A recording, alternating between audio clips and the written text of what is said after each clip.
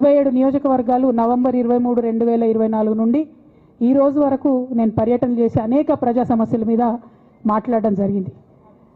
మరి ఇవన్నీ పార్టీ వ్యతిరేక కార్యకలాపాలు అన్నది నాకు అర్థం కాలేదు. ఎట్లా వ్యతిరేక కార్యకలాపాలు అవుతాయన్నది కూడా ఒక్కసారి పార్టీ పెద్దలు పునరాలోచించుకోవాలని చెప్పి నేను రిక్వెస్ట్ చేస్తూ ఉన్నాను. అదేవిధంగా మరి బీసీల కోసం నేను పోరాటం చేస్తుంటే అట్లెట్లా మాట్లాడుతుంది, ఇట్లెట్లా మాట్లాడుతుంది, పార్టీకి వ్యతిరేకంగా మాట్లాడుతుంది. అరే నేను కాంగ్రెస్ పెద్దల మీద ఒత్తిడి తీసుకొస్తుంటే బీసీలకు 42% అమలు చేయాలంటే ఏది పడితే అది చిల్వల్ పల్వల్గా నా మీద రాపించడం, ప్రచారం చేయడం, చాలా దారుణమైనటువంటి పనులు పార్టీలో ఉన్నటువంటి కొందరు పని కట్టుకొని కత్తి కట్టుకొని నా మీద చేయడం జరిగింది. అట్లానే నేను ఒక మాట ఏమన్నా, సామాజిక తెలంగాణ సాధన కోసం నేను కట్టుబడి ఉన్నా అన్న. దానిలో తప్పేముంది? అసలు నాకు జన్మనిచ్చినటువంటి నా తండ్రి, ఈ ప్రాణాన్ని భిక్షగా ఇచ్చినటువంటి నా తండ్రి, ఆయన చిటికెన వేలు పట్టుకొని నేను ఓనమాలు నేర్చుకున్న ఉద్యమాలు ఎట్లా చేయాలని, ఆయన చిటికెల వేలు పట్టుకొని ప్రజలంటే ఏంది, ప్రజా సమస్యలు అంటే ఏంది, ఎందుకోసం దాని మీద గలమెత్తాలని చెప్పి నేను నేర్చుకున్నా. ఆ నాయకుడి స్ఫూర్తిగానే నేను సామాజిక తెలంగాణ మాట్లాడినా. భారతదేశం మొత్తంలో ఇన్ని రాష్ట్రాల్లో ముఖ్యమంత్రులు అయితే 75 ఏళ్ళ స్వతంత్ర భారతదేశం, 79 ఏళ్ళు స్వతంత్ర భారతదేశంలో దళితులకి 3 ఎకరాల భూమి ఇస్తా అని చెప్పినటువంటి ఏకైక గొప్ప నాయకుడు కేసీఆర్ గారు. ఆయన దగ్గర నుంచే కదా నేను సామాజిక తెలంగాణ ఎజెండా నేర్చుకున్నది. బీసీలకు ఎవరు వృత్తి పనిదారులు ఉంటే వాళ్ళకి చేయూతనిస్తా అని చెప్పినటువంటి ఏకైక ముఖ్యమంత్రి కేసీఆర్ గారు. చెప్పినట్టుగా డబ్బులు ఇచ్చిండు కూడా, ప్రతి కులాన్ని కాపాడుకునే ప్రయత్నం చేసిండు. అది కాదా సామాజిక తెలంగాణ? నేను మే 1 నాడు లేబర్ డే రోజు మాట్లాడితే దాన్ని చిల్వల్ పలువలు చేసి సామాజిక తెలంగాణ పేరుతోని కవిత పార్టీ పెడుతుందని చెప్పి నేను నిన్న చెప్పిన 2 పేర్లు పని కట్టుకొని నా మీద దుష్ప్రచారం చేసిండ్రు. నేనేమైనా తప్పు మాట్లాడినా? బీఆర్ఎస్ పార్టీ వ్యతిరేకమా సామాజిక తెలంగాణ నినాదానికి? బీఆర్ఎస్ పార్టీకి సామాజిక తెలంగాణ అవసరం లేదా? భౌగోళిక తెలంగాణ వస్తే సరిపోతుందా? బంగారు తెలంగాణ కావాలని కేసీఆర్ గారు ఇచ్చిన నినాదమే కదా. బంగారు తెలంగాణ అంటే ఏంది? హరీష్ రావు ఇంట్లో బంగారం ఉంటే, సంతోష్ రావు ఇంట్లో బంగారం ఉంటే బంగారు తెలంగాణ అవుతుందా? కాదు కదా. ప్రతి ఒక్క సమాజం బాగుంటేనే బంగారు తెలంగాణ అవుతుంది. నేను అదే కదా మాట్లాడినా. దానికి ఇష్టం వచ్చినట్టు నా మీద స్టోరీ లేపిస్తే నేను భవన్లో పోయి కూర్చొని బాజాప్తా, ఎక్కడో కాదు, బయట ప్రెస్ మీట్ పెట్టలేదు, ఏ ప్రెస్ క్లబ్లో పెట్టలేదు, డైరెక్ట్గా తెలంగాణ భవన్ నా ఆఫీస్ అండి, నా పార్టీ భవన్లో పోయి కూర్చొని నేనేం చెప్పినా, నా మీద కుట్రలు జరుగుతున్నది, నా మీద విషప్రచారం జరుగుతున్నది అని చెప్పిన. నేను రామన్నను బుజ్జగించి గడ్డం పట్టుకొని అడుగుతా ఉన్నా, అన్న నీ చెల్లెని, ఒక మహిళా ఎమ్మెల్సీని మన పార్టీ ఆఫీస్లో కూర్చొని నా మీద కుట్రలు జరుగుతున్నాయని నేనంటే మీరు వర్కింగ్ ప్రెసిడెంట్గా ఉన్నారన్న, ఫోన్ చేయరా అన్న నాకు? ఏమైంది బేటా, ఎందుకు బాధపడుతున్నావు అని ఫోన్ చేయరా? ఇది ఎప్పుడు జరిగిన ఇన్సిడెంటు? లేక లీక్ కాకముందు, నేను నా కొడుకు గ్రాడ్యుయేషన్కి అమెరికా పోకముందు, అంతకుముందే. మరి మీరు వర్కింగ్ ప్రెసిడెంట్ కదన్నా, నేను పార్టీ ఎమ్మెల్సీని కదా. చెల్లెలు అన్న బంధుత్వాలు పక్కన పెడదాం ఒక్క నిమిషం. ప్రొఫెషనల్ సెటప్లో ఒక పొలిటికల్ పార్టీలో ఒక మహిళా ఎమ్మెల్సీ భవన్లో కూర్చొని నా మీద కుట్రలు జరుగుతున్నాయంటే మీరు మాట్లాడినరా అన్న? 103 రోజులు అయిపోయిందన్న ఏళ్ళకి, ఒక్క మాట మాట్లాడినరా? కేసీఆర్ గారు దగ్గర నుంచి కమ్యూనికేషన్ రావాలని నేను ఎక్స్పెక్ట్ చేయలే. వారు పెద్దవారు, వారికి అనేకమైన పనులు ఉంటాయి. మొత్తం పార్టీని ఇప్పుడు పునర్నిర్మించుకోవాల్సిన అవసరం ఉంది. తెలంగాణకు జరుగుతున్నటువంటి అన్యాయాన్ని వారు ఎప్పటికప్పుడు దిశానిర్దేశం చేయాల్సిన అవసరం ఉంది.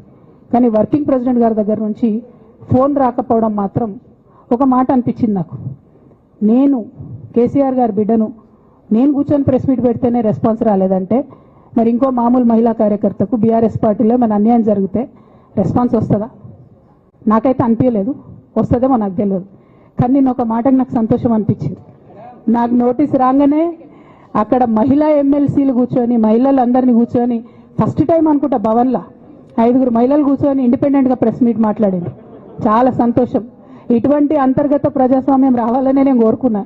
మహిళలకు, ఎస్సీలకు, ఎస్టీలకు, బహుజనులకు కోటరీల అడ్డంకులు లేకుండా యాక్సెస్ రావాలి. అది మైక్కి యాక్సెస్ రావాలి, బాస్కి యాక్సెస్ రావాలనే నేను అనుకున్నా. అది జరిగింది, చాలా సంతోషం. నన్ను సస్పెండ్ చేసినాక అయినా పర్లేదు, కానీ జరిగింది. నిన్న మహిళలందరూ కూర్చొని మాట్లాడారు. నేనేమంటున్నా అంటే కేసీఆర్ గారు, కేటీఆర్ గారు, నేను, మా కుటుంబం, మాది రక్త సంబంధం. పదవులు పోతేనో పార్టీలకు వెళ్ళి సస్పెండ్ చేస్తేనో పోయేటటువంటి బంధం కాదు.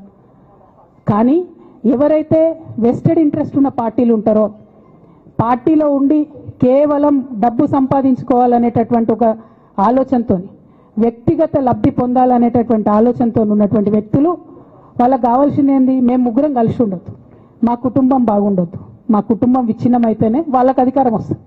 దాంట్లో భాగంగా ఇవాళ మొదటి స్టెప్ నన్ను బయటేసిరు పార్టీలకు వెళ్ళి. అది ఇక్కడితో ఆగదు. నేను గౌరవనీయులు పెద్దలు దైవ సమానులు కేసీఆర్ గారిని విజ్ఞప్తి చేస్తా ఉన్నా, మీకు ఒక సూచన చేస్తా ఉన్నా. దయచేసి మీ చుట్టూ ఏం జరుగుతున్నదో ఒకసారి చూసుకోండి నాన్న. నన్ను ఇవాళ బయటకు పంపొచ్చు, నేను మీలాగా స్ట్రేట్ ఫార్వర్డ్ ఉంటా, నిజాలు మాట్లాడతా. నేను ఉద్యమం నేపథ్యం నుండి వచ్చిన కాబట్టి నాగ్గా ఉన్నది లేనట్టుగా, లేనిది ఉన్నట్టుగా, మోసం చేయాలని చెప్పో ఇంకోటి చేయాలని చెప్పో మాట్లాడను. స్ట్రేట్ ఫార్వర్డ్ ఇష్యూస్ మాట్లాడతా కాబట్టి నన్ను ఇలా బలి చేసి పర్వాలే. కానీ రేపటి నాడు ఇదే ప్రమాదం రామన్నకు కూడా పొంచుంది, రేపటి నాడు ఇదే ప్రమాదం మీకు కూడా పొంచుంది. అల్టిమేట్గా బీఆర్ఎస్ పార్టీని హస్తగతం చేసుకోవడానికి జరుగుతున్నటువంటి కుట్రలో భాగంగానే ఇవాళ నన్ను ఎలిమినేట్ చేయడం జరిగింది. నేను ఇవాళ ఓపెన్గా అడుగుతా ఉన్నాను, హరీష్ రావు గారికి నేను సూటి ప్రశ్న వేస్తున్నా, ఈ రాష్ట్ర ముఖ్యమంత్రి రేవంత్ రెడ్డి గారు కూడా నేను సూటి ప్రశ్న వేస్తున్నా. నా మీద కుట్రలు ఎప్పటి నుండి ప్రారంభమైనాయి? ఎప్పుడైతే హరీష్ రావు గారు, రేవంత్ రెడ్డి గారు ఒకే ఫ్లైట్లో హైదరాబాద్ నుండి ఢిల్లీకో, ఢిల్లీ నుండి హైదరాబాద్లో ఒకే ఫ్లైట్లో వాళ్ళిద్దరు ప్రయాణం చేసి వచ్చినప్పుడు హరీష్ రావు గారు రేవంత్ రెడ్డి గారు కాలు పట్టుకొని సరెండర్ అయినాక ఈ కుట్రలు స్టార్ట్ అయినాయి, నా మీద ఈ స్టోరీలు స్టార్ట్ అయినాయి, మా కుటుంబాన్ని విడగొట్టాలనేటటువంటి కుట్ర స్టార్ట్ అయింది. నేను ఛాలెంజ్ చేస్తా ఉన్నా, రేవంత్ రెడ్డి గారు మీరు చెప్పండి, ఆ ప్రయాణం జరిగిందా జరగలేదా? హరీష్ రావు గారు మీరు చెప్పండి, ఒకే ఫ్లైట్లో మీరు రేవంత్ రెడ్డి గారితో కలిసి వచ్చిండ్రా రాలేదా? ఆ తర్వాత నుండే నా మీద ఈ కుట్రలు జరుగుతున్నాయా లేదా?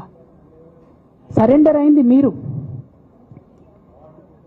ప్రతి ఒక్క విషయంలో దాదాపు ఒక 7-8 ఇష్యూస్ ఉన్నాయి, ఇన్సిడెంట్స్ ఉన్నాయండి.